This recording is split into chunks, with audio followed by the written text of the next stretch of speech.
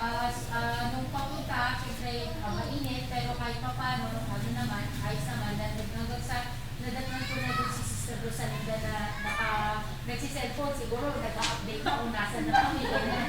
Tapos nandun na kami, tapos kaunting buwela lang, kaunting paghintayan sa mga kapatid. Nung ano na, tinikon kami ni Ate Jen, gawin na lang natin by two, partner mo si Cassandra, partner mo si Hyra, gano'n. Kasi Ate Jen nag-solo siya. So kami ni Cassandra, halos nalipot namin yung buong plaza, napunta na kami, tapos okay sana yung tatlo sabi nung gano'n. Pero mukhang mahirapan tayo pag tatlo kasi dadalawa lang tayo. Sige, tapos baka may hinihintay pa po sila Ate Janice, sabi niya. So, naglakad po kami hanggang sa meron kaming nakita na nag-isa. Kumakain siya ng mga fishball, gano'n. Tapos lumapit kami. Si Cassandra yung unang lumapit. At yun nga, ibinahagi namin. Tapos yung kagalakan, nakaramdam ako ng kagalakan kasi napakatagal na panahon na nasubukan kong mag-witness. Talagang kinalawang na talaga ako. Tapos, last na nag-witness ako, panahon pa ni Kuya Mario Tunyako Nagpunta na dito noon. Kung maalala nyo, si Kuya Mario, yun yung time lang na nakapag-witness ako, na talagang buklatan talaga ng Biblia. Tapos yun, nakaramdam ako ng kasiyahan, in a way ay naniwalay ako sa mundo at ang tanging ginawa namin ni Cassandra ay ibida ng ibida si Lord.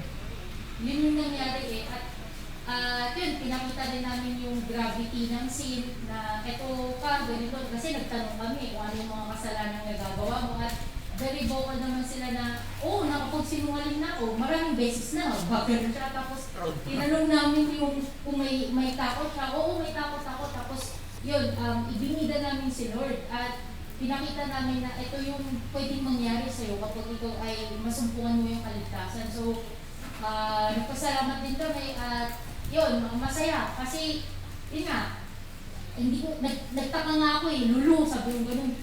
Ano nangyari? Bakit, ano mo pinagsasabi ko? Bakit ano? Kasi hindi ako ready Although nag-pray ako, pero may episode kasi nangyari sa bahay, so parang warsak yung prayer ko. Kung alasan-san lang, basta nag-pray lang ako, gano'n. Tapos, wala naman akong masyadong kaalam-alam sa Biblia, kaya nga na-hurt ako minsan pag sinasabi ni Kuya Ron na mag-memories ka naman kahit limang verses. Although alam ko yung mga verses na yun, kaso lang yung kunwari, mga John 3:16, mga ganyan, tapos ano yung content niya, na-hurt talaga ako kasi aminado ko, napalyado ko sa memorization ng Biblia. Kaya nung later on, I know that it was God who helped me, who helped us sa bagay na yun. Kasi wala hindi naman head knowledge yung nangyari kasi I didn't came there na prepared talaga. So, masaya mga kapatid na ibida ng ibida ang Panginoon kasi naranasan natin yun at marami tayong maibabahagi sa kapatid at sa mga tao. So, yun lang, Sister Ross, halika na. Halika na. So, yun din po, i-share ko din po patungkol po kahapon. So, katulad po ni Sister Janice, actually, bago po mag-start, nagtipon po kami and then pinag-pray ko namin talaga kay Lord na humingi po kami ng guidance. And yun din po, aminado naman din po ako na nag-witness po ako, pero ibang-iba po kasi yung kapag nag-witness ka sa chat, sa personal, ibang-iba po yung impact. So, din po kabalo, sabi ko kay Sis Hyra, kasi siya may partner ko, parang naninibago ko si Sis Hyra, ako rin po, gano'n.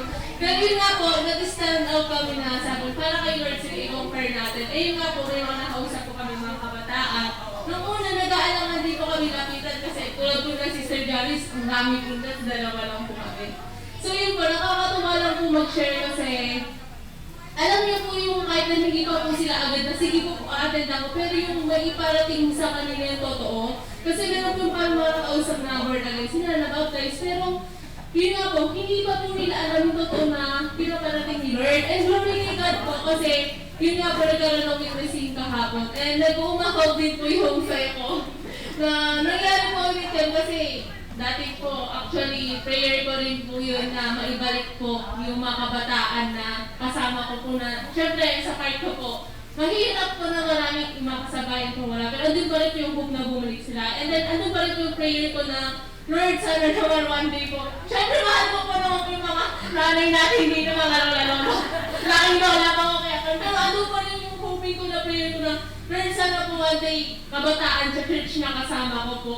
So yun, natutuwa lang din po ako talaga kahapon na nag-PM si Sis Cassandra. Ate, sama ko ako, tapos sila kahirap po na. Andun po nag-aalat po sila, sabi ko, Lord, grabe, natupad na nga po yung prayer ko na yung magkaroon ng witnessing, ano pa po yung kabataan. Sabi ko, and yun po, pinagpapasalamat ko po lahat kay Lord yun. And glory kay God.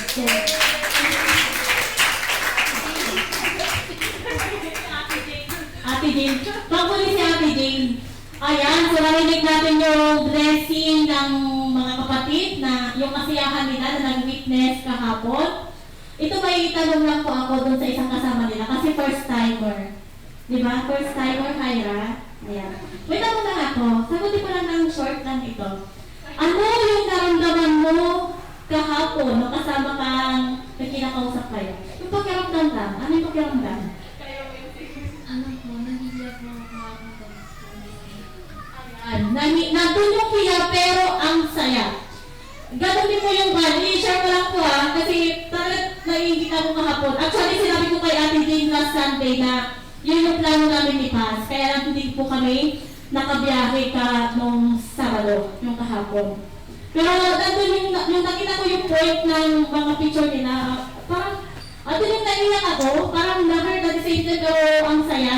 Kasi nakakita ulit ako ng mga ganitong kapatid na talagang willing ipagmayabang siguro. Diba? Yun yung yabang na napakagaling. Yabang talaga, no? Kasi grabe yung kasiyahan ko kahapon. Thank you so much sa mga kapatid na naglan po ng time. Sana dumami po kayo. Katulad nung pag nagulan, di ba gamit pala kapag naulanan? Sana ganun din, no? Hindi. Nakikita ko na yung mga ngiti ng mga iba, sa susunod, sasama na yung mga yan. Sigurado yan. Amen? Amen! Yan po. Ay, malakas pala, sorry. Nakadalo ko lang ako ng man. Ayan. May isa pa po, bago tayo pumunta kay Ate Jane. Wait lang. Ito. May tanong pa ako sa inyo. Dapat ito yung nauna kanina Na-excite ako na marinig yung blessing nila May tanong pa ako dito. Pwede niyo pong sagutin. Lahat po kayo sasagot. Why do you believe in God? Umpisan ko dito kay Chester. Anak talaga no, anak talaga. Why do you believe in God? Short lang. Kahit isang isang word. Why do you believe in God? Balikan kita Bakit ang mga kabataan natin? Kasi balikan kita. Balikan ko kayo magkita kayo Ulitin ko isa lang. Why do you believe in God? Kasi wala po tayong testimony kaya pipunin natin sa activity. Bago tayo mag-start. Why do you believe in God? Ano po, kasi parang ko pong nag-i-exist siya, napatunayan ko po. Ayun, salamat. Na-experience ko siya. Yun. Okay, salamat. Gusto mo? Parang sa walang tingin ko mga bata sa akin. Huwag niyo ako tanongin, parang ganun Kasi sinigil na. Ikaw, kuya. Why do you believe in God? Balikan kita. Nakasakit ako May spirit ako na nagpapatunay na nag-exist si God. Yan yung creator ng heaven and earth. Yun yung pagkaiba natin sa animal. Hindi nila alam na may God.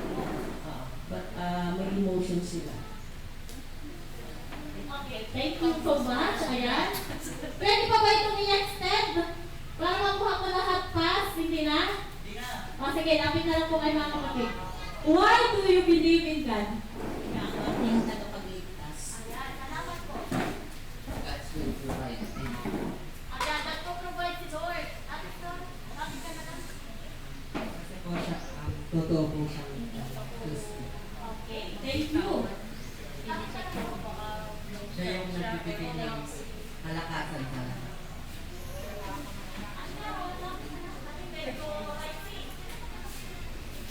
Siya po yung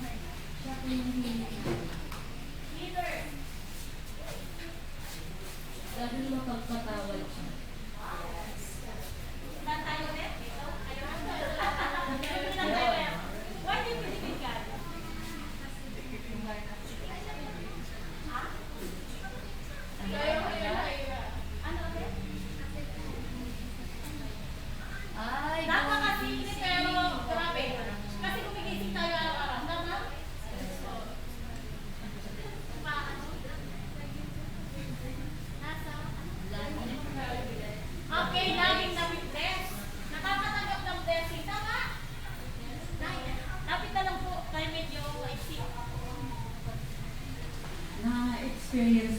at talagang siya ay totoo. Correct. Bakit po mga mamis? Ayan. Bigay ng protection sa ating araw-araw.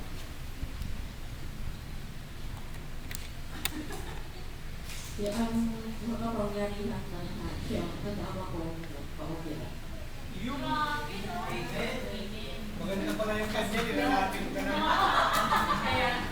Dapat naisip ko. Kasi hindi pa natin nakikita, nararamdaman natin sa ating mga Kaya ay ating pa rin ang talaga. Every life na bibigay na sa atin ng kapilihan, pagkakita natin ng mga liwanag, pagdating ng gabi, nakakita tayo ng mga butuin, salamat, araw, siya ang ating Panginoon in everyday life. Amen. Grabe, no? So, experience ko sa kasi ginagawa.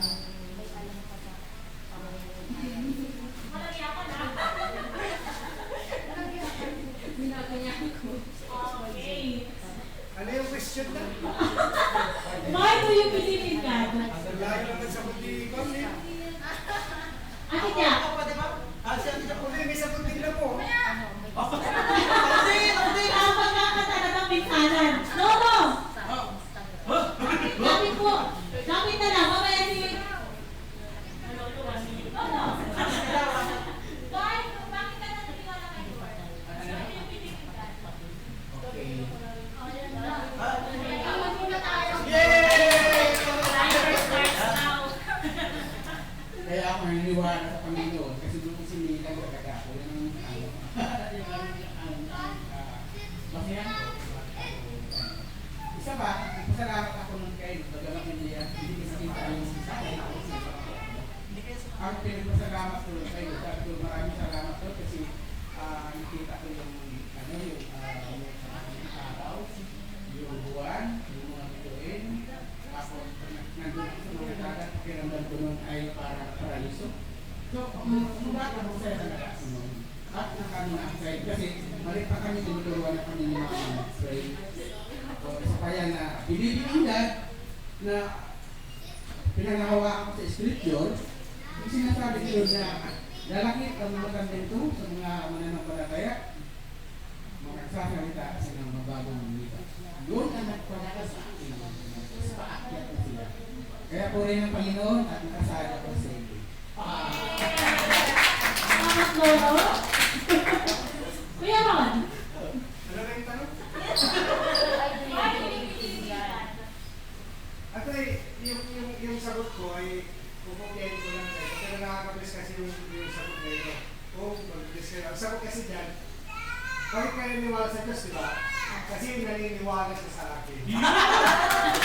Actually, nung narinig ko ito, sabi ko, wala, ang ganda nung sagot na yan, pang-wish universe. Pero, kung kinignan mo mabuti, ang ganda nung sagot talaga, kaya gusto ko lang isa, kaya na-excite ako. Thank you so much, Kuya Ron. Nung kasi nagtiwala si Lord sa atin, di ba? Nakita na yung kung ano tayo. So, pinagkatiwalaan na, yung pinagkatiwalaan na yung kaligtasan. So, thank you so much, Kuya Ron. At Ethel, you want po? Hindi siya, you want po. Yes, pagkain na. Ayan, good morning po sa ating lahat. Bata pa lang ako, amok na the Diyos. Nakakatuwa nga kasi pag lumalabas ako sa bahay, sa nasa duyan, tinitingala ako sa langit. Sa murang edad, yung alam kinakausap ko yung Diyos na di ko nakikita. Kaya alam kong may Diyos, naniniwala ako sa Kanya kahit di ko siya nakikita. Hanggang lumaki na lumaki. Pero malit. Nagkaedad na. At yun nga, pinakita niya sa akin yung kanyang kakaipan, ang na-receive yung Holy Spirit. Naniniwala pa rin ako sa kanya. Mas naniniwala pa kasi may katibayan. At kahit di ko siya nakikita, alam ko may Diyos talaga kasi yung prueba na pinakita niya. Yun. Kung ano po ng mga ilan na nagsabi na may na-experience kasi talaga nila. Nung time na hindi pa natin na-experience yung kaligtasan, naniniwala na tayo na may Diyos, tama? Sa lahat na nakikita natin, pero great yung pagpapakilala na niya sa atin nung time na ipinagkaloob na niya yung kaligtasan sa atin. So So, salamat mga kapatid sa inyong mga sagot, pero may magpapakabot. Sige, hingyan muna kaya natin. Sige, kasi kukunin si Ate Jenny, pang ano yan, Tinipon mo na. tinipon. Minsan na lang po mamaya Ate Jenny, para ano. Parang gusto mong pasagot kanina, ayaw mo?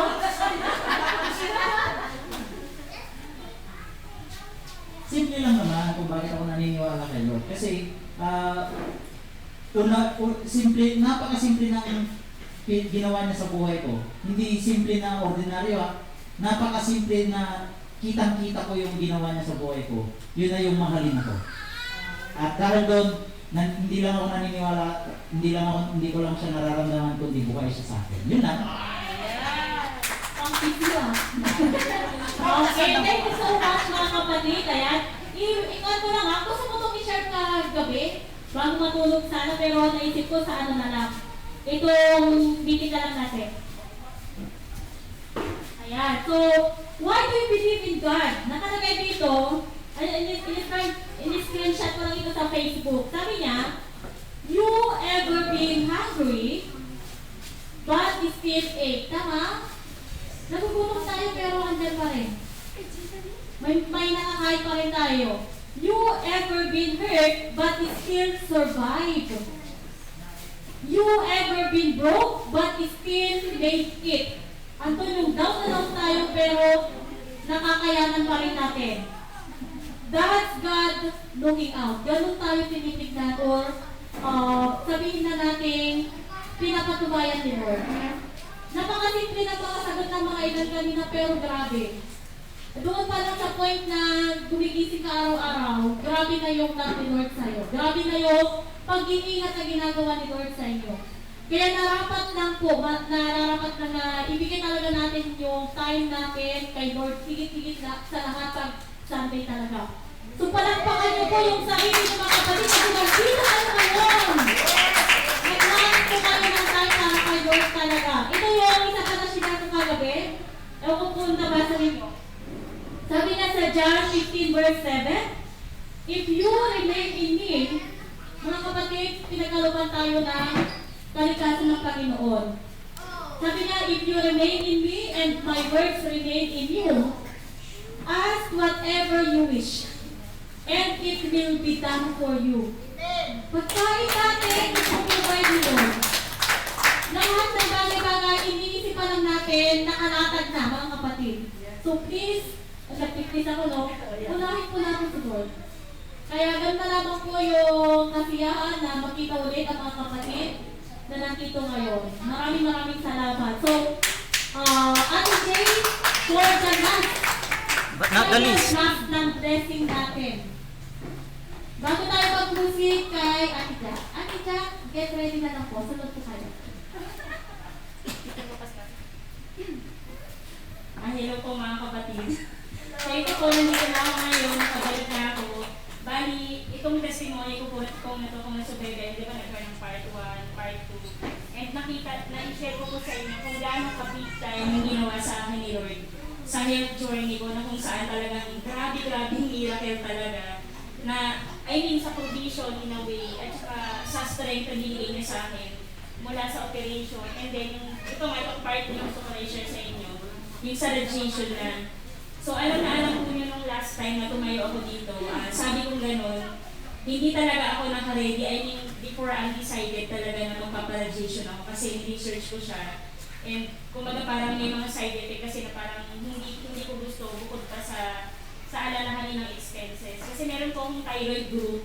And sa thyroid group talaga na kinabibilangan mo, yung mga tanong nandun is, magkano yung radiation? So, sabi ko yung gano'n, 60 to 100,000 din nung nabasa ko yung, grabe, sabi ko, masakit pala talaga madugo yung expenses. Tapos yun, parang lumipas yung ilang buwan kasi February ako na-operahan, right? Pero lumipas yung ilang buwan na na parang undecided talaga, may fears, may doubts. Although nandun mag-uumapaw yung faith. Pero siguro normal lang siguro sa flesh natin na nandun talaga, parang may mga alalahanin pa rin. And binibigay ko yung kay Lord everyday sa prayer. And before ako talagang mag-decide, nag-consultant na naman ako, parang ang dami kong hihinga ng advice sa medical field, parang lahat talaga ng ng mga advices. yung for example, yung dito ko na doctor, and the rest, yung endo ko, yung surgeon, sinasabi talaga nila na although meron yung yung mga side effects na, for example, yung ironically, isang side effect kasi ng radiation is pwedeng lumipat yung cancer cells sa ibang parte ng katawan.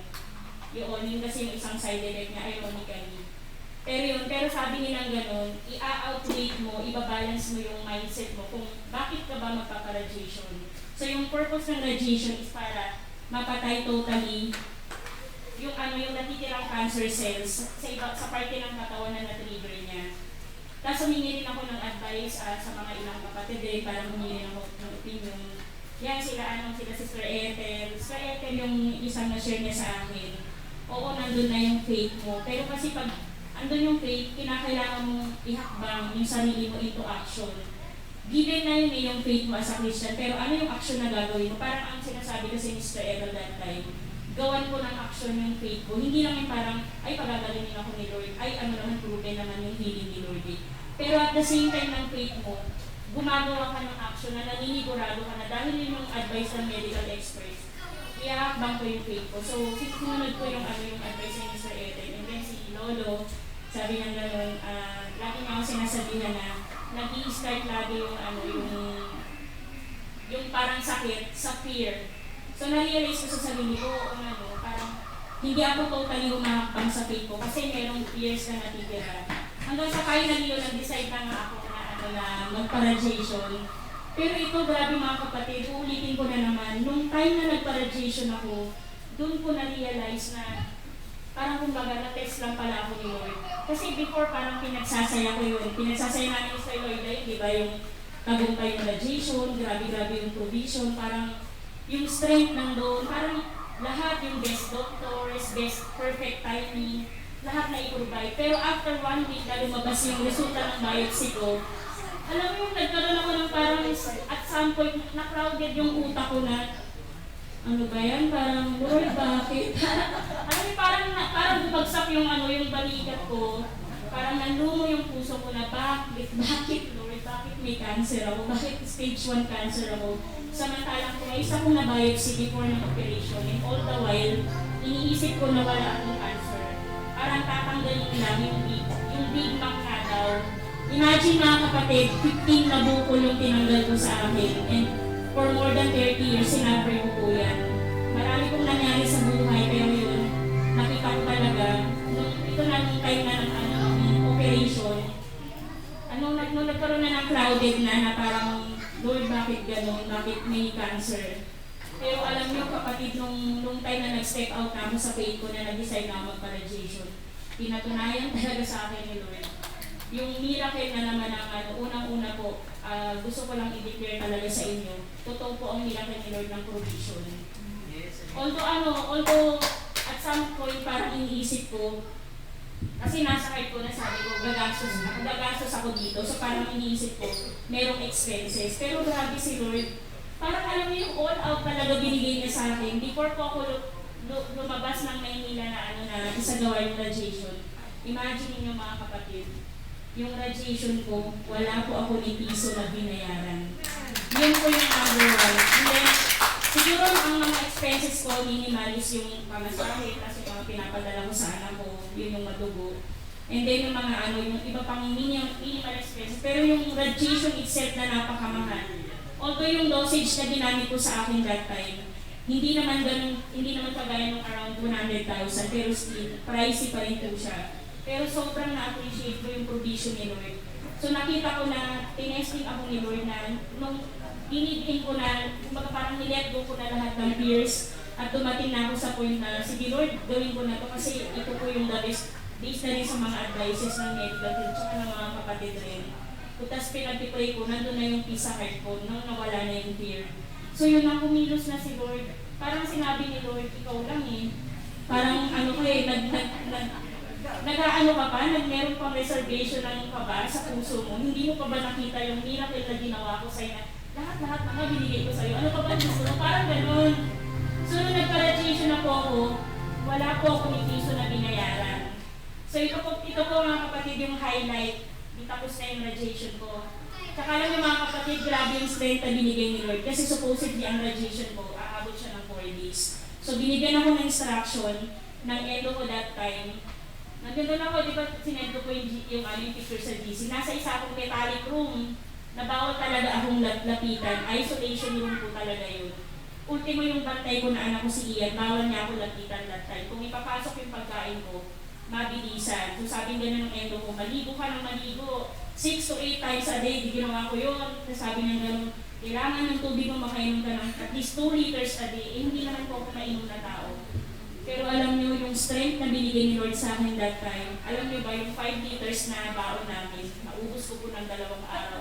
Kaya pang 3rd day, sabi ng endo ko, di pumunta siya, naka-astronaut gear, parang gano'n, protektado talaga. Alam niyo, nung sinukat ko yung level ng graduation ko, aba, sabi niya gano'n, bumaba na yung graduation mo, sige, umuwi ka na, sabi nga nun. At ito mga kapatid, yung isang provision pa po ni Lord. Hindi ko po gusto i-highlightin yung parang dito. Ang gusto ko pong i-highlight dito, kung paano gumalaw si Lord sa journey ko po na to, na posible po talaga yung provision. Alam niyo po, pagka-uwi po namin, since the day na lumuwas kami ng Maynila, hindi ko po ini-expect. All the while, akala ko nagpaplano kami, maghahanap ako ng rerentahan ko po na bahay sa Maynila kasi nga, kailangan yung bantay ko hindi po ma-expose sa akin si Ian. And iniisip ko rin at some point na kaya umuwi na lang ako dito sa Taguig. Pero ang sabi ko, pag uuwi naman ako ng Taguig sa bahay namin, hindi ako makakapag-focus sa health ko dahil siyempre mga anak ko ganyan, may mga alalahanin.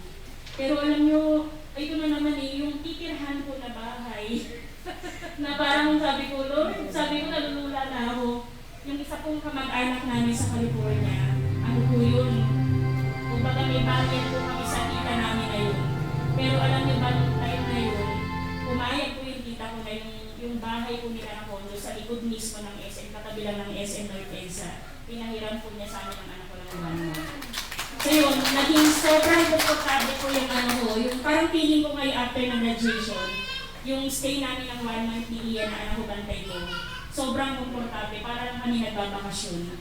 Tapos yung itsura pa po ng bahay, hinati siya sa gitna, parang merong 3 kwarto siya. Ang nangyari, sinara ko yung gitna, tapos para kami naging 2 bahay ni Ian. May sarili siyang area, may sarili akong area. May sarili akong bathroom, may sarili akong laundry area, may sarili akong kitchen. Ganun po, kaya talagang lahat-lahat ng comfort na pwedeng maibigay during graduation, during after ng quarantine ko ng 21 days. Nangyari po siya talaga dahil sa provision po ni Lord. Tapos yung na po, nung sa whole bodies ka naman na, ito na, kumbaga parang nagpapasalamat ako kay Lord. Gusto kong i-declare talaga yung glory kay Lord na yung nakita sa akin yung resulta ng whole body scan ko, maganda po yung feedback. Ang sabi sa akin ng endo ko, tinamaan po ng radiation yung mga part na na-trigger po ng cancer cell. So sabi nga, ang maganda nito, yung ibang parte ng katawan mo, walang umilaw. So ibig sabihin walang cancer cell. After 6 months po yung pagbalik ko. Kasi ito mga kapatid, yung isang highlight po, kasi bali yung sa ginanap po na radiation ko, na-deposit din kasi ako actually. Parang naninigurado ko kasi yung Cancer Institute na talagang susulpot ako sa araw ng radiation. Eh di nung magre-refund na ako ng pera ko, di pinapunta ako sa mismong main office ng PhilHealth. So doon ko na-realize na ang nag-cover pala na parang nag-sponsor sa akin sa buong radiation ko, lahat ng expenses, in-over po pala ng PhilHealth. Eh di ba nabanggit ko po sa inyo na ang PhilHealth ko, twice ko lang siyang nahulugan. Dito na nasa harapan ako ng pinaka-main na main head ng PhilHealth. Alam niyo, nung nandun ko, tinitignan niya ako, wala ulo hanggang paa. Sabi niya gano'n, paano nangyari na na-qualify ka as NBB? Paano nangyari? Nagtataka ako. Sabi kong gano'n, ano po ba ibig sabihin ng NBB, sir? No billing balance ang ibig sabihin niyan. Hindi kami basta-basta nagbibigay ng category na ganyan. Kung parang rare yan, yung category na yan. And nagtataka ko kung paano ka na, kung paano, sinabi sa akin, kasi kailangan ng firma niya para ma-release yung refund ko. So parang na-air niya lang sa akin na rare yung yung category na yun, hindi basta-basta binibigay yun. So kung siguro parang tinitingnan niya ako, parang hindi naman ako mukhang totally kawawa, gano'n. So sabi ko sa loob-loob ko, di syempre hindi naman ako pwedeng mag-ano sa kanya. Dapat indigent. Hindi rin basta yung guardian, basta rare daw yung napakabihira nun. Rare. Sabi niya gano'n, alam mo ba, sabi niya gano'n, na wala kang binayaran kahit piso. Lahat-lahat yung ultimo po yung 3 days ko na na stay ko sa TGH Cancer Institute. Supposedly po, may bayad po yung yung room rate nun, 500 per day yun eh. Pero as in, wala talagang binayaran, no billing balance po ko. Kaya nun, that time sa loob-loob ko, kasi si Lloyd yung backup.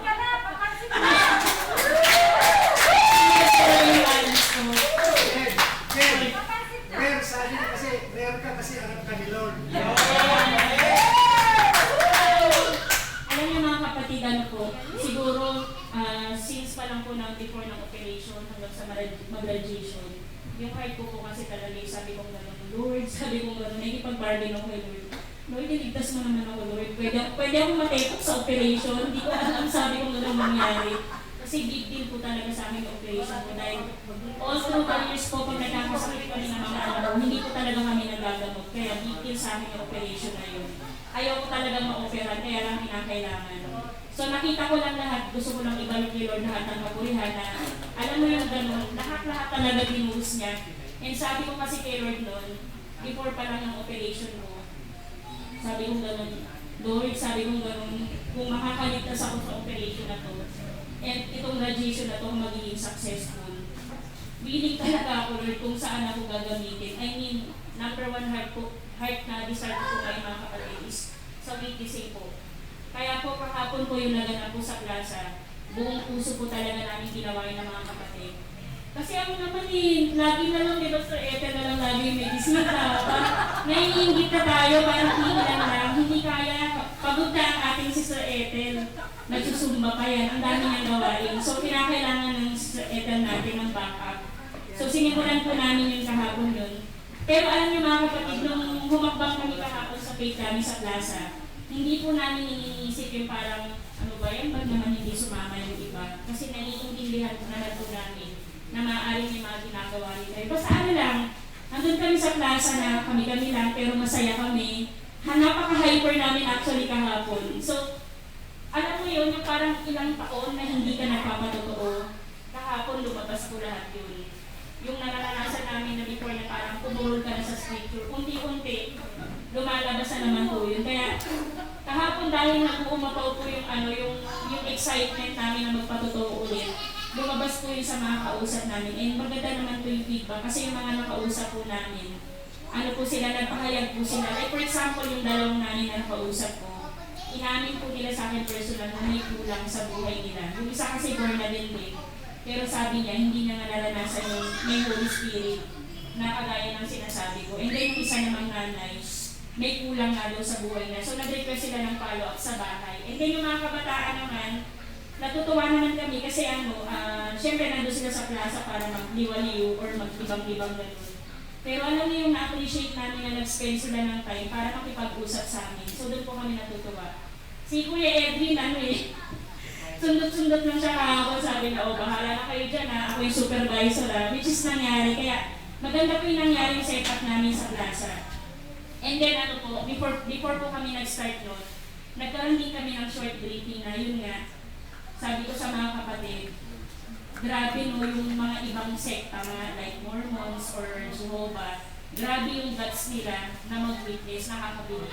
Pero tayo, meron tayong ipagmamalaki sa mga tao I mean, tayo yung totoong may alam ng dakilang kaligtasan. So, kung ganun sila, dapat mas mayabang tayo sa witnessing. Hindi po yung yabang na parang magmamayabang ka sa dami ng scriptures na alam mo. Kasi sinabi ko rin po sa mga kapatid na hindi rin magandang approach na parang tambakan mo ng scriptures yung kausap mo. I-depend natin yung sarili natin sa kanila. I mean, parang chill lang, catching up, and then gawin lang natin live. So magsalita lang tayo from the heart. Kasi kung ano yung totoong naranasan mo kay Lord, na talagang ginawa ni Lord sa buhay mo, yun lang yung salitain natin. And kaya nagpapasalamat po kami sa nangyari kahapon. Sana po na-encourage kayo na sa next Saturday or kung di man kayo makapunta, sa ibang area na pwede po kayo mag-witness. Kaya yun na mga kapatid, gusto ko pa magkwento kasi talagang hindi matatapos yung gusto kong ikwento pero masyado na pong mahaba. Kaya, praise God po, ibibigay ko po lahat ng glory kay Lord. Ayun. So, bakit nga ba siya kinakailangan mamatay? Alam na natin yung dahilan. Yun ay dahil sa magkaroon tayo ng kaligtasan. Pero, titignan natin maigi, ano pa ba yung mga ibang mga rason? Although meron pa mga minor, pwedeng sabihin natin minor reason, pero mahalaga pa rin piyesa sa gagawin niyang salvation. At kung ito ay patungkol sa salvation ng sanlibutan, gaano kalalim yung pagkakaunawa natin bakit kinakailangan mamatay si Jesus Christ sa cross? So sabi dito sa Isaiah 53 verse 5, "But He was wounded for our transgressions." Siya ay nasugatan dahil sa ating pagsalangsang or sa pagsuway natin sa Panginoon. He was bruised for our iniquities. Siya ay sinaktan ng maigi dahil sa ating mga kalapastanganan. O, diba? So, kakaiba ito. Ito yung Jesus Christ na nag-advance na tayo. Okay, si Jesus Christ, sinave niya ako nung siya ay namatay, inilibingan muling nabuhay. Pero, yung mismong sin, etong mga paghihirap na ito, although may idea tayo, pero hindi natin masyadong binibigyang halaga kasi nakafocus tayo doon sa kanyang kamatayan at muling pagkabuhay. The chastisement of our peace was upon Him. So, yung ating kapayapaan ay dahil sa kanyang paghihirap or kapighatian. But with His stripes, we were healed. So, ito yung dahilan kung bakit namatay si Jesus Christ sa cross. Although ito ay ilang panahon ang dadaan muna nung sinabi ito ni Lord sa pamamagitan ni Prophet Isaiah bago dumating si Jesus Christ. So nagsasalita na si Lord patungkol sa kung ano yung dadanasin ng tagapagligtas. At napakahalaga yun kasi nangyari ang lahat. Okay? The empty cross and the empty grave. Di ba may kantang yun? The empty cross, the empty grave. Ano yun? Yung sa Happy Day? Empty cross, the empty grave. God is risen, sabi niya tayo. You have won the day. O, diba? Shout it out, Jesus is alive. O, diba? Yung kantang yun. Kung familiar kayo dun sa Happy Day. Nagsisignify siya ng victory. Bakit? Kasi imagine mo, kamatayan, na-overcome. Yun yung pinaka-end point ng lahat ng sufferings, yung kamatayan eh. Para sa tao eh, yung physical na kamatayan, yun na yung pinaka-end point para sa karamihan. Yun yung pagkakaintindi natin eh. Pero kinonquer niya oh. Okay? At dahil sa kanyang kamatayan at muling pagkabuhay, na kung saan, yun yung tanging paraan para tayo makalaya mula sa epekto ng kasalanan sa ating buhay. Okay? Yun yung dahilan kung bakit siya namatay. Yun nga lang, alam na natin ito. Diba? Alam na natin yan eh. Actually, even yung ating bisita, may idea rin eh. Kahit bata yan, alam niya eh. Na namatay si Jesus Christ para sa aking kasalanan at ako'y maliligtas dahil doon. Dahil siya ay muling nabuhay. Alam na natin yun. Yun nga lang, ang gagawin natin is, susubukan pa rin natin magdigdig. Huwag yung gayahin na. Okay, next na tayo. Sa Genesis chapter 3 verse 15. Ito number one reason kung bakit kinakailangan niyang mamatay sa cross at mabuhay muli. Sa Genesis chapter 3 verse 15, sabi niya, "And I will put enmity between thee and the woman." Ito patungkol ito doon sa serpent, yung ancient dragon, sa Satan in short. Sabi ni Lord sa kanya, I will put enmity. Gagalitin ko kayo ng ikaw at ang babae, si Eva. And between thy seed and her seed, ang iyong mga anak or ang iyong mga supling ay magiging kaaway ng supling or anak ng babae, which is si Eve or si Eva. It shall bruise thy head. Ikaw ay sasaktan sa iyong ulo ng mainam, yun yung ibig sabihin ng bruise. And thou shall bruise his heel. Pero ikaw, ang masusugatan mo lang sa kanya ay yung kanyang sakong sa paa. Ito. Sa paa niya. Bakit kaya? Anong dahilan? So, eto si God nagsasabi na ito yung mangyayari sa salvation. Okay? So, bakit kinakailangan mamatay si Jesus Christ? Kasi ito ay na-prophesy na long time ago. Actually, hindi naman siya dapat tawaging prophesied eh. Ito na yung talagang actual na mangyayari eventually. Kasi naka-design na, yun yung ibig sabihin. Kasi magkakaroon ng fallen nature ang human race dahil sa kagagawan ni Satan. Sa Matthew chapter 16 verse 21 to 23, sabi niya rito, mula ng panahong yaoy, nagpasimulang ipinakilala ni Jesus sa kanyang mga alagad na kinakailangan siya'y pumaroon sa Jerusalem. Ito, the moment na nagsasalita siya dito, ay nagsasabi na siya ng tungkol sa kung ano yung mangyayari. So bakit kinakailangan mamatay si Jesus Christ? Kasi ito ay prophesied na. Ito ay nakatadhana na. Sa Jerusalem at magbata ng maraming bagay sa matatanda at sa mga punong saserdote at sa mga skriba, at siya'y papatayin or patayin at muling ibabangon sa ikatlong araw.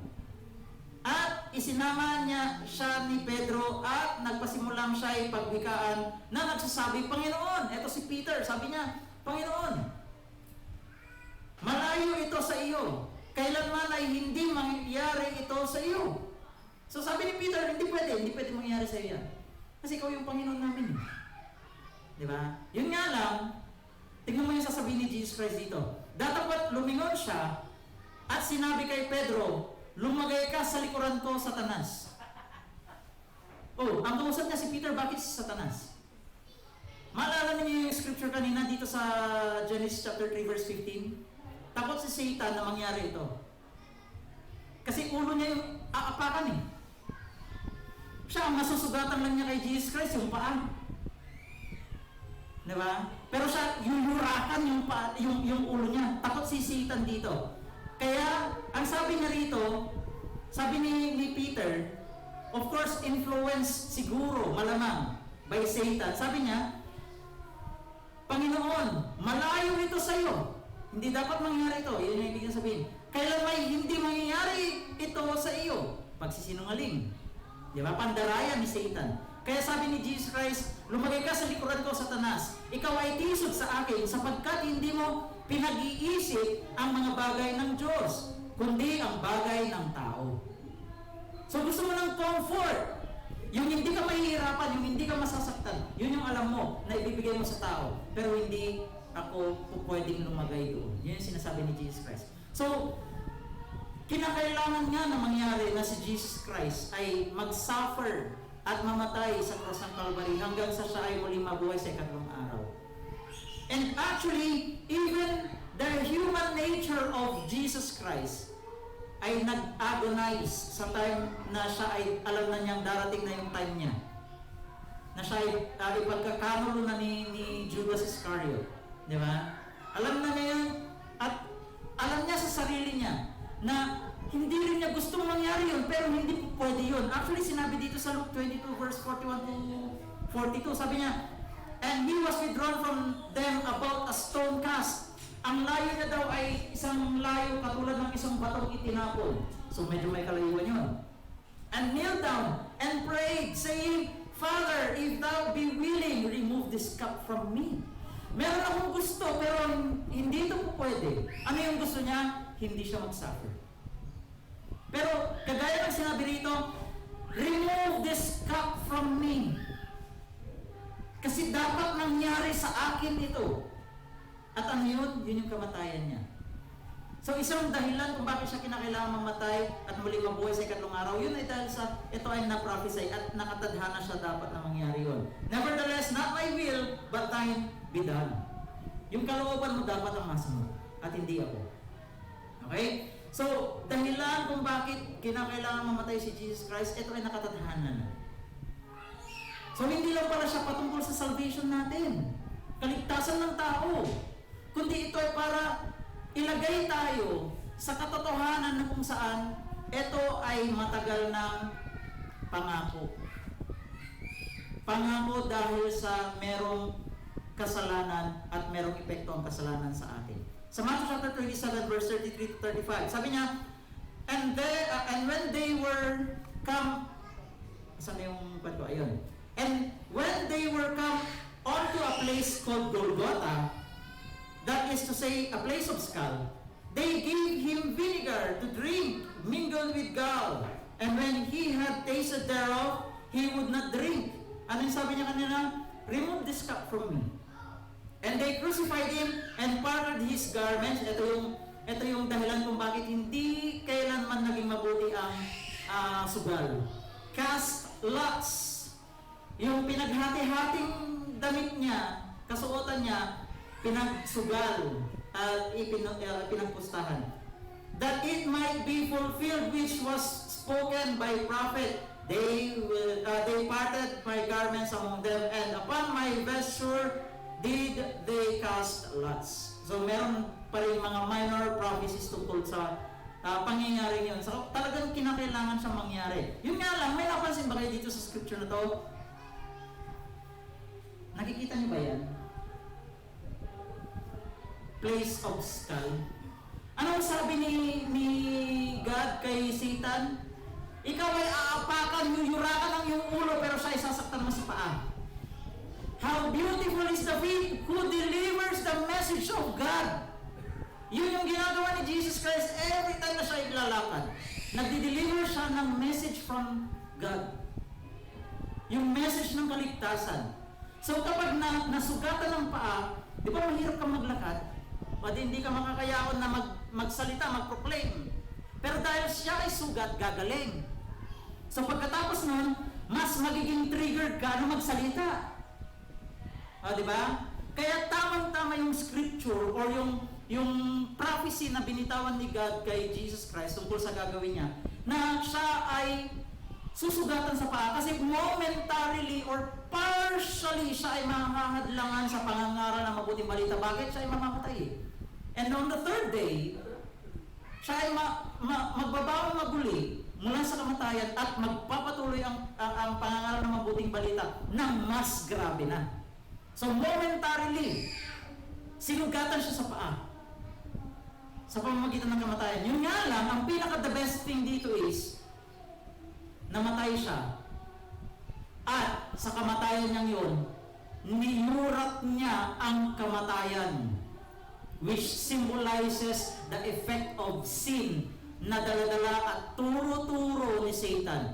Kaya, nagkataon lang ba na siya ay ipinako sa Golgotha? No. It has to be done. It had been done. Tama ba yung English ko? Ewan ko, basta nangyari. Okay? Kasi once and for all na nangyari. So, yung kamatayan ni Jesus Christ at muling pagkabuhay niya ay prophesied and fulfilled. Na dapat talagang mangyari. Na hindi dapat mahadlangan nino man o ng sino man o ng ano man. So hindi lang siya basta kamatayan at muling pagkabuhay.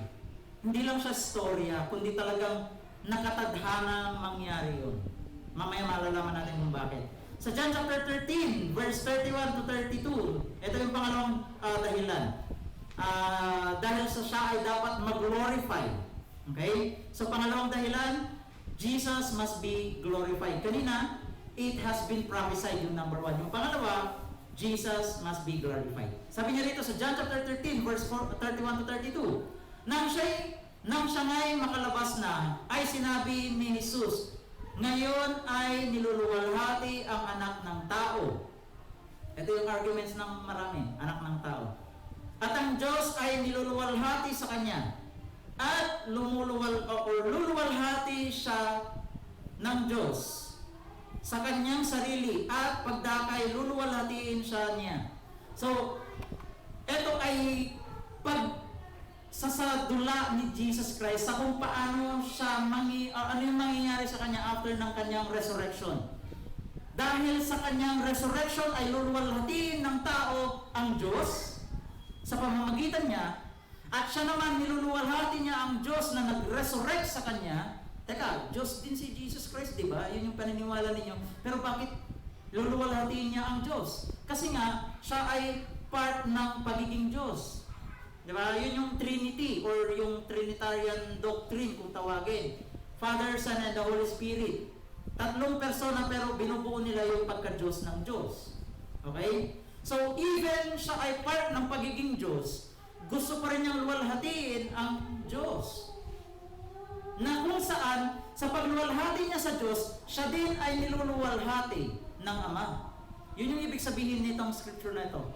Ibig sabihin, sa pamamagitan ng kanyang kamatayan at muling pagkabuhay, in general or in umbrella effect, okay, in general information, naluluwalhati si Lord. Siya ay naililift up, nakikilala ng tao. Di ba nga, yun yung sabi ng mga guards nung pagkatingin nila dun sa tomb na wala na, empty na yung tomb. Anong sabi nila? Tunay na siya anak ng Diyos. Tunay na siya anak ng Diyos. Niluwalhati nila ang Panginoon dahil dun. So sa ginawa niya, naluwalhati niya ang Panginoon. At siya naman na niluluwalhati ng Diyos. So ibig sabihin, yung kanyang kamatayan ay isang part para siya ay mag-glorify. Sa Acts chapter 1 verse 9 to 11, ito yung kaganapan kung saan pagkasabi niya ng pangako ng Espiritu Santo na dadako, okay? Siya ay kinuha papunta sa alapaap. At pagkasabi niya ng mga bagay na ito, yung sa verse 8, di ba? Yung pangako ng pagdating ng Espiritu Santo sa Acts chapter 1 verse 8. And then sa verse 9, sabi niya, nang siya'y tinitignan nila, ay dinala siya sa itaas at siya'y tinanggap ng isang alapaap at ikinubli sa kanilang mga paningin. So ito na yung pag-ascend niya sa heaven. At samantalang tinitignan nila ang langit habang siya'y lumalayo, narito may dalawang lalaking nakakatayo sa tabi nila na may puting damit. O, nandiyan naman yung puting damit. Naalala niyo yung talk tungkol dito sa puting damit na ito? Na nagsasabi naman, kayong mga lalaking taga Galilea, bakit kayo'y nakakatayong tumitingin sa langit? Etong si Jesus na tinanggap sa langit mula sa inyo ay paparitong gaya rin ng inyong nakita. Nakitang pagparoon niya sa langit. So, etong kaganapan na ito ay actually yung glorification ni Jesus Christ. That time na siya ay uupo sa kanang luklukan dahil sa kanyang kamatayan. So, hindi lang siya basta namatay siya sa cross ng Calvary at siya ay muling nabuhay para ma-fulfill yung prophecy. Diba? Yun yung number 1 na determine natin. Kundi para siya ay mag-glorify. Kasi kung hindi siya mamamatay at muling mabuhay, hindi siya mag-glorify at makakaupo sa kanang luklukan ng Ama. Yun yung dahilan. So, hindi lang basta-basta yung kaganapan na kung saan si Jesus Christ ay namatay, inilibing at muling nabuhay. Sa John chapter 14, verse 16 to 18, sabi niya, at ako'y dadalangin sa Ama at kayo'y bibigyan niya ng ibang mga aliw. So, si Jesus Christ ay inaaliw niya sa pamamagitan ng mga miracles, signs and wonders ang mga tao para makilala nila si Lord. Yun nga lang dahil sa kanyang death and resurrection, siya ay kinakailangan umupo sa kanang luklukan. Pero ang sabi ni Jesus Christ dito, kayo ay bibigyan ng ibang mga aliw. Ito si Holy Spirit ang tinutuwi dito. Upang siya'y sumainyo magpakailanman. So ito namang darating sa inyo ay sa inyo magpakailanman. Sa makatuwid bagay ang Espiritu ng katotohanan na hindi matanggap-tanggap or matatanggap ng sanlibutan sapagkat hindi nito siya nakikita ni nakikilala man siya. At siya'y nakikilala ninyo sapagkat siya'y tumatahan sa inyo at sa inyo. Hindi kayo iiwang mag-isa. Ako'y paririto sa inyo. Sa presensya ng Espiritu Santo. Bakit darating si Holy Spirit? Dahil nag-glorify si Jesus Christ. Hindi bababa si Holy Spirit at fulfill yung prophecy sa Joel chapter 2 kung hindi mamatay si Jesus Christ at muling nabuhay sa ikatlong araw. Hindi darating si Holy Spirit, ibig sabihin. Kaya kailangan talagang mangyari na si Jesus Christ ay gawin at isurrender yung kanyang physical life para doon. Sa John chapter 16, verse 7 to 11, 7-11. Gayon may sinasalita ko sa inyo ang katotohanan, nararapat sa inyo na ako'y yumaon kinakailangan na ako'y umalis sa inyong tabi. Yun yung sinasabi dito ni Jesus Christ. Sapagkat kung hindi ako yayaon, ang mga aliw ay hindi paparito sa inyo. Ito yung sinasabi ko kanina. Ngunit kung ako'y yumaon, siya'y susuguhin ko sa inyo. Sa pamamagitan ng kanyang pag-alis, darating itong si Holy Spirit. At siya, pagparito niya, ay kanyang susumbatan ng sanlibutan tungkol sa kasalanan. So dahil sa kanyang pagdating, si Holy Spirit, tuturuan niya ng leksyon ang tao. Tungkol saan? Tungkol sa kasalanan. Bakit? Kasi nami-misinterpret na ng tao ang kasalanan. Ginagawa na nilang tama ito at ang mali ay yung mabuting bagay. Sapagkat hindi sila nagsisampalataya sa akin tungkol sa katuwiran. Isa rin ito na ituturo ni Holy Spirit. Sapagkat ako'y paroroon sa Ama. At hindi nyo ako makikita dahil siya ay uupo sa kanang luklukan. At pangatlo, tungkol sa paghatol, sapagkat ang prinsipe ng sanlibutan ito ay hinatulan na. Okay? So, kinakailangan talaga na mangyari kasi walang magsasabi sa tao tungkol sa mangyayari, tungkol kay Satan, tungkol sa kung ano yung katotohanan, at kung ano yung tungkol sa kasalanan, kung hindi darating si Holy Spirit. Paano kung hindi namatay si Jesus Christ? Ibig sabihin, hindi darating itong si Holy Spirit. At kung hindi dumating si Holy Spirit, sino ang magtuturo sa atin ng mga bagay na ito? At syempre si Jesus Christ, hindi nga siya pinapaniwalaan ng tao eh. Kaya kinakailangan si Holy Spirit. Kasi siya ay Espiritu. Si Jesus Christ, nung time na nandito siya ay nagkatawang tao, kaya hindi siya pinaniniwalaan ng tao. Diba? So yun yung kung iisipin natin in a psychological understanding, yun eh. In a rational understanding, yun yung ibig sabihin ng mga pangyayaring ito. Kaya kinakailangan nga na siya ay mamatay, inilibing at muling nabuhay. Romans chapter 5 verse 8 to 10. Pangatlong dahilan. Of course, dahil sa salvation. Mula sa kasalanan at epekto ng kasalanan. Datapwat, ipinagtatagubilin ng Diyos ang kanyang pag-ibig sa atin nang tayong mga makasalanan pa, si Kristo ay namatay dahil sa atin. So pangatlong dahilan kung bakit siya ay kinakailangan mamatay at inilibing at muling nabuhay sa ikatlong araw, bukod sa ito ay prophesied, bukod sa ito ay pagluluwalhati sa Panginoon, ito din ay salvation. Okay? Ito din ay salvation at ito yung alam natin. Di ba? Kabisado natin. Lubha pa nga ngayon inaaring ganap sa pamamagitan ng kanyang dugo ay mga liligtas tayo sa galit ng Diyos sa pamamagitan niya. Dahil sa kanyang ginawa, nagkaroon tayo ng katubusan dahil sa ginawa nating kasalanan. Sapagkat kung noong tayo mga kaaway ay pinagkasundo tayo ng Diyos sa pamamagitan ng kamatayan ng kanyang anak. Tingnan mo yun. Si God, ibinigay niya yung kaisa-isa niyang anak para lang maging tulay, para tayo makatawid mula sa epekto ng kasalanan sa ating buhay. Papunta saan? Sa kaluwalhatian ng Diyos. Okay? Yun yung ginawa ng sacrifice ni Jesus Christ. Okay?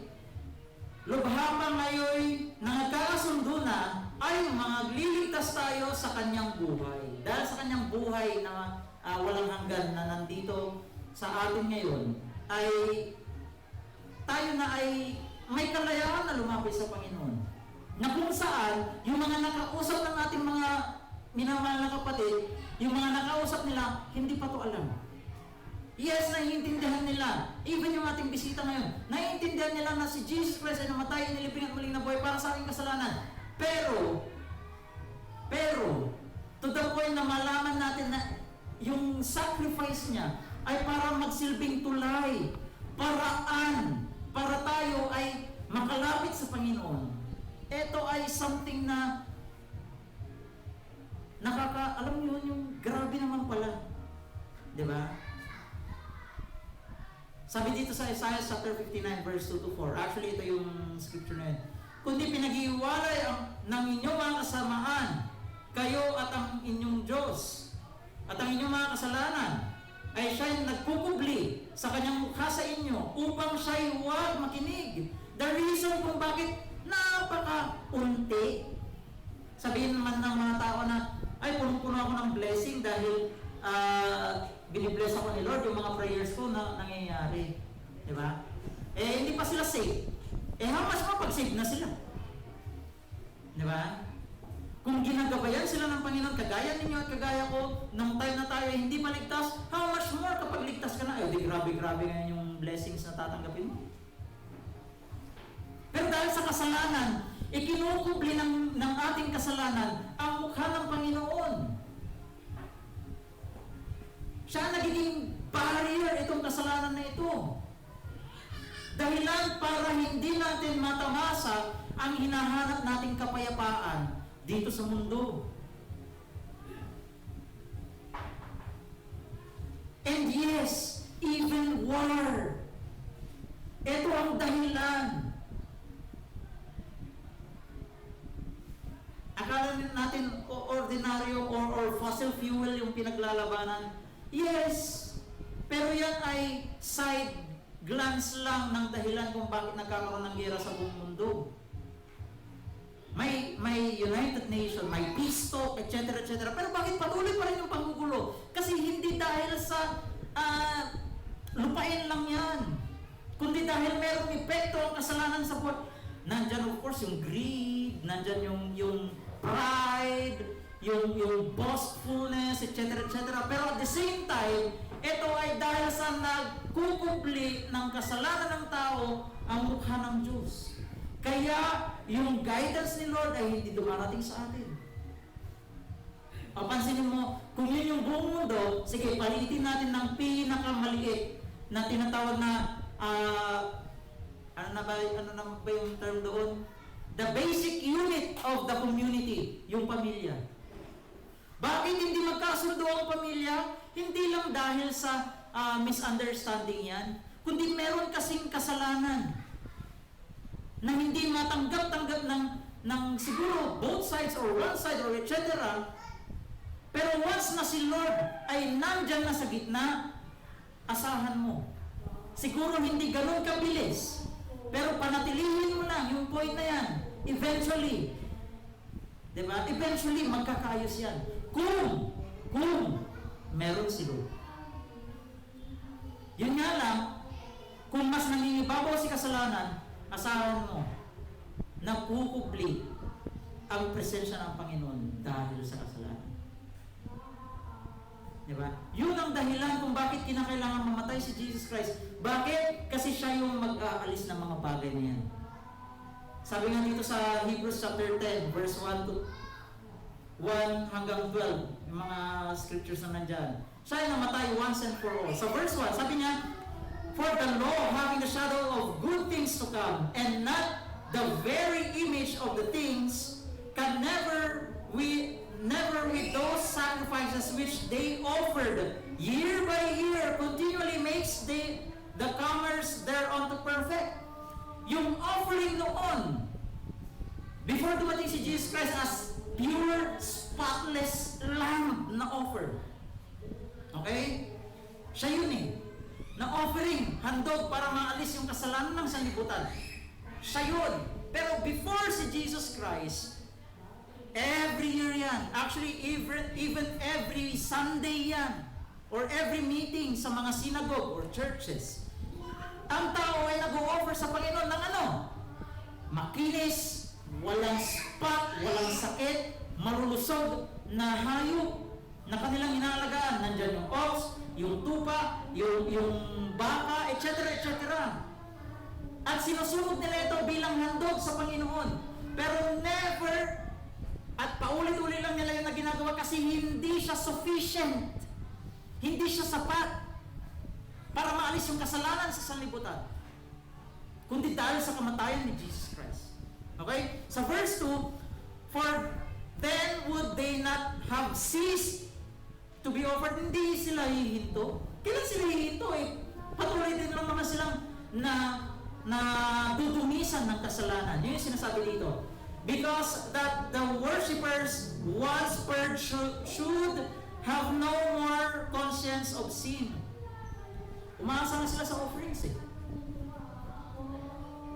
Umaasa na sila sa may church meeting naman na doon ko na lang i-offer. Mag-offer na lang ako. May natitira pa tao ka, pwede pa akong 1,000 linggo na magkakasal.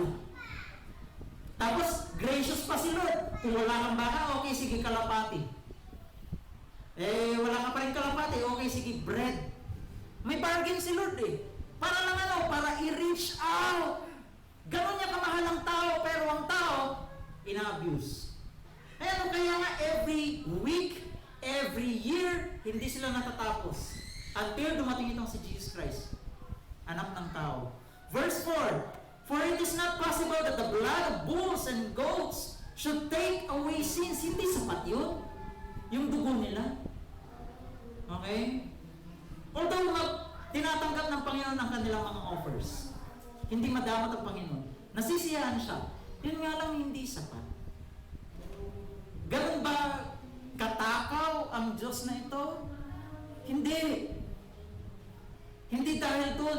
Kundi, hindi nagiging sapat kasi naging kaugalingan na lang ito ng mga tao na pwede naman ako magkasala. Kasi meron namang offerings. Saan mo yung naririnig ngayon? Sa Catholic, no? Hindi, totoo Di ba? Okay lang magkasala. Basta lang mong mag-sorry. Ano gagawin ni Holy Spirit? Di ba? Tuturuan ka niya, hindi lang na hindi para magkasala, kundi magkaroon ng sincerity yung sorry mo. Yun ay dahil sa itinuturo na sa iyo yung katotohanan na nangyayari the time na si Jesus Christ ay namatay, inilibing at muling nabuhay. So valuable, very enough, sufficient, over-exceeding yung kamatayan ni Jesus Christ bilang sacrifice para sa kasalanan ng tao. All sufficient yung kanyang kamatayan. Hindi po ako galit. Okay? Verse 10, sabi niya, by which will we are sanctified through the offering of the body of Jesus Christ once and for all. Dahil sa kanyang kamatayan, once and for all, minsan nangyari at hindi na kailanman ulitin pa. Hindi every April ba yun or May? na merong Monday, may Good Friday, may Black Saturday, may Easter Sunday. Hindi ganun. Once and for all lang. Diba? But every priest stand daily ministering and offering oftentimes the same sacrifice which can never take away sins. And there's a verse 12, but this man, after he had offered, had past tense. Tapos na. Pero bakit makikita mo sa krus? Meron pang imahe na sinasabi niya kinikinala nilang si Jesus Christ yun. Mali. Tapos na. Bakit nakapako pa rin dun? Offered one sacrifice for sin of every. Sin forever. Yung magiging kasalanan mo pa in the near future. Covered na niya. Uy, wow! Package! Pwede na akong sulitin na magkasala. No. Yun yung mali. Actually, yung offering na yun, yung gano'n na pagkakaunawa ng tao, yun yung old offerings. Sat down on the right hand of God. So, all in all, yung kamatayan ni Jesus Christ ay, ito ay na-prophesied at nangyari. Ito ay para mag-glorify si Jesus Christ. At dumating na rin si Holy Spirit, of course. At pangatlo, dahil ito yung perfect salvation. So bilang conclusion, wow, na-compress ko yun ng ganun. Diba? Yung death and resurrection ni Jesus Christ ay hindi simple. Hindi siya basta-basta. Maraming points in your life na siya ay nagbigay ng precious gift sa iyong buhay. Ikaw man ay nasave na or masasave pa lang. Okay? Yung salvation na ino-offer niya sa iyo ay priceless. Priceless yun. So dito natin tatapusin sa third to the last scripture. O, di ba pinauna ko na third to the last? Sabi niya rito sa 1 Peter chapter 2 verse 24, He Himself himself bore our sin. Dinala niya yung ating kasalanan. In His body, on the tree, yung cross, so that we might die to those sins. Dahil sa kanyang kamatayan, yung ating kasalanan ay dapat ding mamatay. And live righteously, dahil siya ay muling nabuhay, tayo din ay magkakaroon ng panibagong buhay. Yun ay dahil epekto ng kanyang muling pagkabuhay. By His wounds, we have been healed. Dahil sa kanyang sufferings, tayo ay magkakaroon ng kagalingan. Kaya nga, tama yung sinabi ng isang sister nakakapagod ang mundong ito. Di ba kayo nakapagod na parating routine na lang yung ginagawa ninyo? Time naman to create something for God. And honestly and speaking the truth, iba ang kasayahan na ginagawang kalooban ng Panginoon. Di ba? So, dito natin tatapusin sa scriptures na to, sa salvation doctrine, na pinananampalatayanan natin. Sabi niya rito sa John chapter 3 verse 5, kung gusto mong mag-take effect sa'yo, yung salvation na yun, kinakailangan ng tao ay may panganak sa tubig at sa spirito para siya makapasok sa karyan ng Diyos. At sa mangyayari yun kapag ginawa natin itong sa Acts chapter 2 verse 38 na tayo magsisi sa ating mga kasalanan, tayo magpabautismo sa tubig, at tayo ay magpabautismo sa Espiritu Santo at tatanggapin natin yung kaloob ng Espiritu Santo. Ano yun? Speaking in tongues, tama? Hindi gift si speaking in tongues. Eternal life. Meron gift of tongues pero hindi yun ang regalo ng Espiritu Santo. Ang regalo niya ay eternal life. Yung tinutukoy niya dito na and you shall receive the gift of Holy Ghost, yun na eternal life. So, doon natin iiwan ang ating evangelical talk. So, tayo magkakaroon ng very short fellowship break. And after nun ay magpuproceed tayo sa ating second meeting. So, tumayong lahat, tayo manalangin. Aming dakilang Diyos, napakayaman ang salita mo at kami ay nalulula sa kabutihan mo sa amin sapagkat iinalay mo ang bugtong mong anak na si Jesus Christ para sa aming mga kasalanan. Kami po ay nagpapasalamat sa kanyang sakripisyo dahil alam po namin na hindi basta-basta yung ginawa niya para sa ikaliligtas ng bawat isa sa aming mga kaluluwa dahil sa gawa ng aming mga kasalanan sa iyo. Salamat po Panginoon dahil inibig mo kami ng tapat at ganoon na lang po ang aming pagnanasa Panginoon na ang aming bisita ay ma-realize ito at siya ay sumunod sa iyo nang hindi lang dahil sa siya ay nakarinig, kundi ito ay tumatanim sa kanyang puso. Alam po namin na ang conviction ng Banal na Espiritu ay nangingibabaw sa pagkakataong ito upang gabayan mo ang bawat isa sa aming mga narinig at ito ay tumanim sa aming puso at isipan nang sa ganun Panginoon ay may isasabi kami sa tao upang makausap namin sila at may pahayag ang salita mo sa kanila at dumating ang kaligtasan sa kanilang buhay, Panginoon. Salamat po at sa iyo na lahat ang aming papuri at pagsamba, lalong-lalo na sa aming second meeting at itinataas ka namin in Jesus Almighty name. Amen. So magkakaroon tayo ng short fellowship break. Bakit God bless you yan? So short fellowship break muna tayo.